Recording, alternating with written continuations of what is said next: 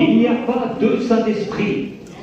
Le même Saint-Esprit qui conduisit Siméon ce matin-là vers le Christ vous a conduit ici ce soir.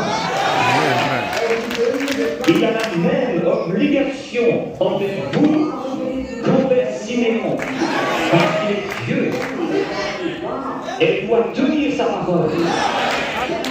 Je peux voir Siméon. Il désirait voir le Christ.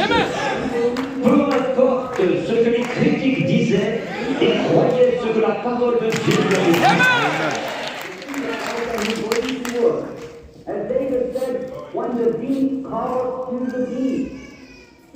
Croyez-vous en la guérison divine?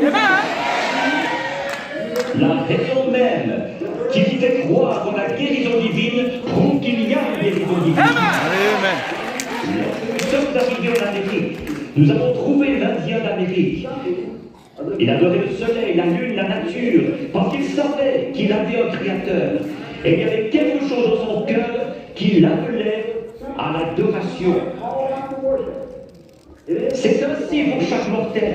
Vous allez peut-être adorer votre automobile, votre travail, votre maison, autre chose. Si elle lui donne quelque part, enlevez-la et laissez Jésus-Christ avoir la première. Alors, cette fin profonde, comme le disait David, quand la profondeur appelle la profondeur, à la voix de tes cataractes.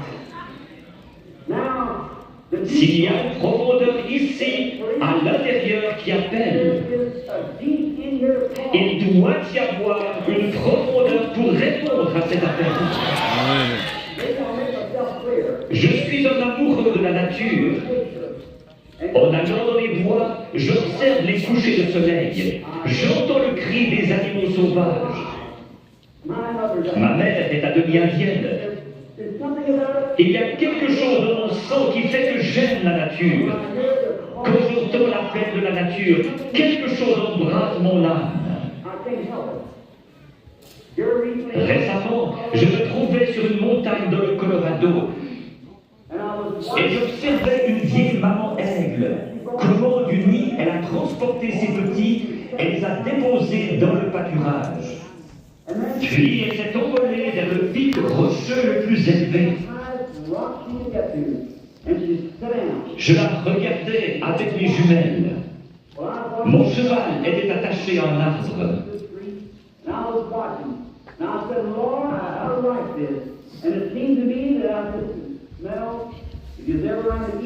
Les aigles font leur nid avec des bouts de bois pointus, et ces aiglons ne connaissaient rien d'autre. Mais un jour, leur mère a étendu ses ailes, ils ont grimpé dessus et sont descendus. Ces petits êtres étaient en train d'avoir un réveil pentecôtiste. Ils couraient de ci, de là, sur cette herbe douce, picotant ici, gazouillant là, souriant, libres comme tout. J'ai pensé, c'est juste.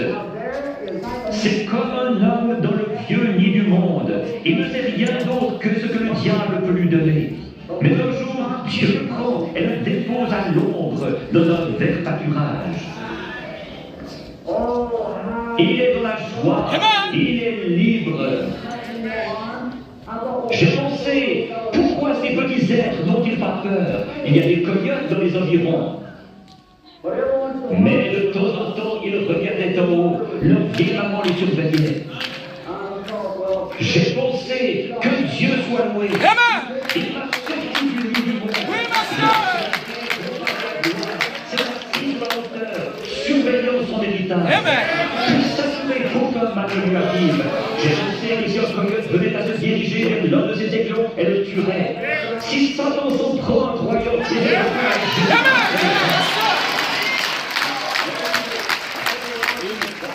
elle s'était perchée sur le plus haut rocher qu'elle ait trouvé. Sa belle tête majestueuse regardant tout autour. Ses yeux d'aigle perçants lui permettaient de voir partout. Au bout d'un moment, à travers les jumelles, je l'ai vu lever la tête et humer l'air. J'ai pensé, qu'est-ce que c'est? Très loin au nord, le tonnerre grondait. Elle a poussé un cri et s'était lancée dans le vide. Elle a projeté ses ailes en avant et s'est posée dans la prairie. Alors, tous ces aiglons coururent vers elle et se sont accrochés dans ses plumes avec leurs griffes et leurs becs. Et elle s'est envolée avec les petits aigles sur ses ailes, fonçant droit dans ce vent qui soufflait à environ 80 km/h, pour aller se poser dans une fissure de rocher. J'ai pleuré comme un bébé. J'ai pensé, un jour,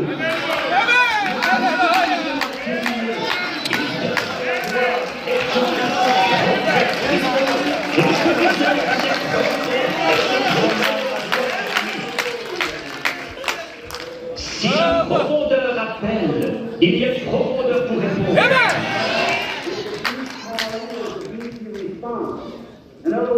Avant qu'il y ait un arbre sur la terre, il devait y avoir une terre où il puisse pousser.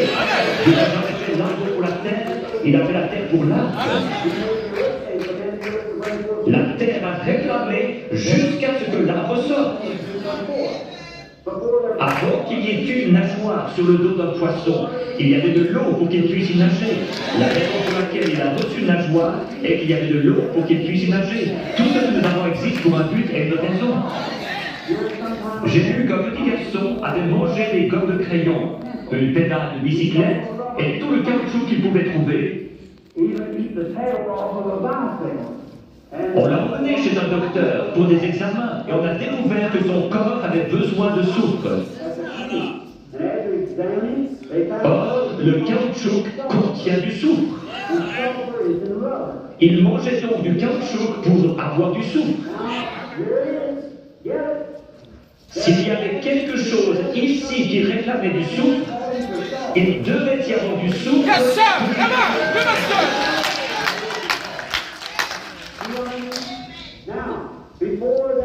La profondeur appelle la profondeur.